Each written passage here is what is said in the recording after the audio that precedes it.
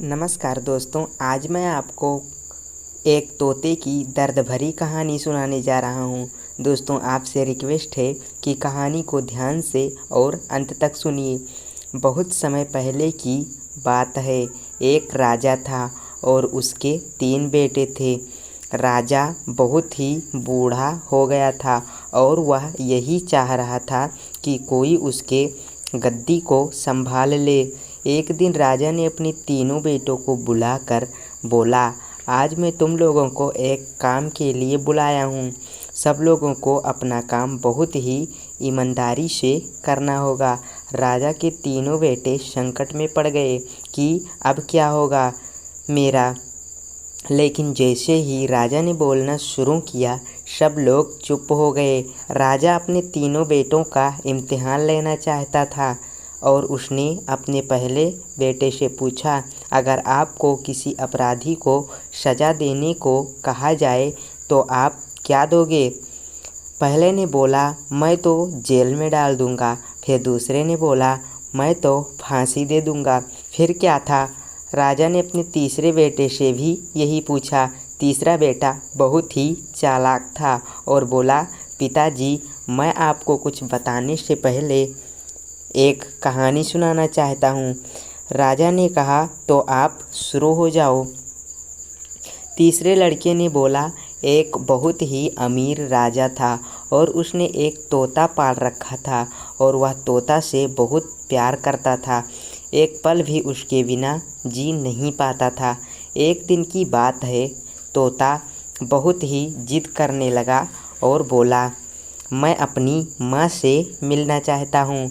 तोते की इस बात को बार बार सुनकर राजा ने उसको जाने के लिए बोला और साथ में यह भी बोला, सिर्फ 1 सप्ताह में वह लौट कर वापस आ जाए।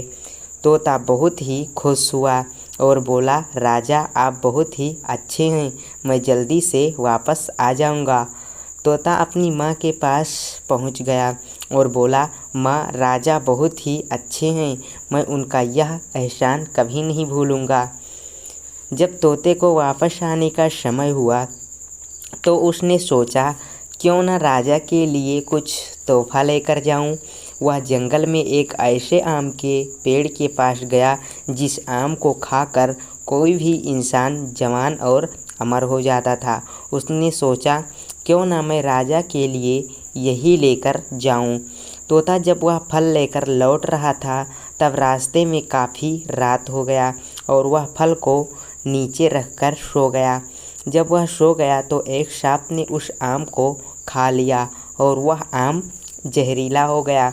तोता जब सुबह सोकर उठा तो आम को लेकर राजा के पास गया और बोला, महाराज, मैं आपके लिए एक ऐसा फल लाया हूँ जिसको खाकर आप जवान और अमर हो जाएंगे। राजा ने अपने मंत्री को बुलाया और बोला, पहले इस फल को अपने पालतू कुत्ते को थोड़ा खिलाकर देखो। कुत्ता जैसे ही उस फल को खाया वह मर गया। यह देख राजा को गुस्सा आ गया और उसने तोते की बात सुने बिना ही उसका सर काट दिया।